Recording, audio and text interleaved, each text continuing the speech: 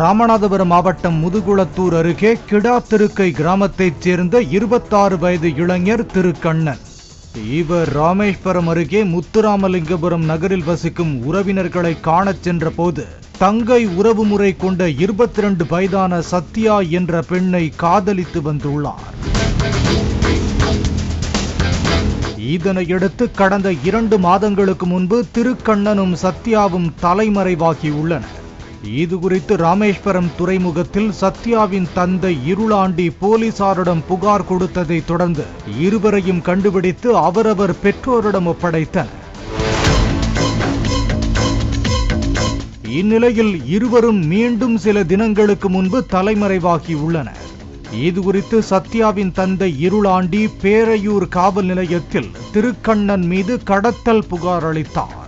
பின்னர் அண்மையில் மதுரை ராமநாதபுரம் 4 வழிச்சாலையில் மானாமதுரை அருகே மேலப்பசலை மேம்பாலத்தின் கீழே திருக்கண்ணன் காயங்களோடு சடலமாக மீட்கப்பட்டார்.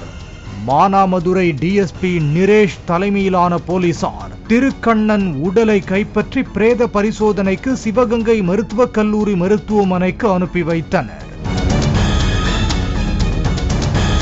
மானாமதுரை போலீசார் வழக்கு பதிவு செய்து விசாரணை நடத்திய போது திருக்கண்ணனும் சத்யாவும் மதுரையில் தலைமறைவானதை அறிந்த சத்யாவின் தந்தை இருளாண்டி, அவரது மகன் முத்துமணி, மைத்துனர் முனியசாமி, உறவினர் கருப்பசாமி ஆகிய 4 பேரும் கடந்த 10ஆம் தேதியன்று காரில் சென்று சமாதானம் பேசி நம்ப வைத்து இருவரையும் அழைத்து வந்துள்ளனர்.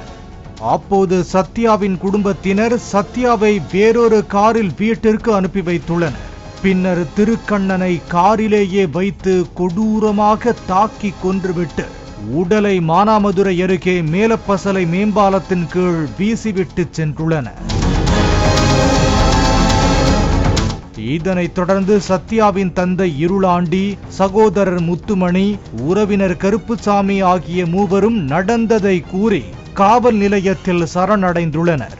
பின்னர் விசாரணையில் தாய்மாமன் முனியசாமியும் கொலையில் ஈடுபட்டது தெரிய வந்தது. இதனையடுத்து 4 பேரையும் போலீசார் கைது செய்து சிறையில் அடைத்தனர்.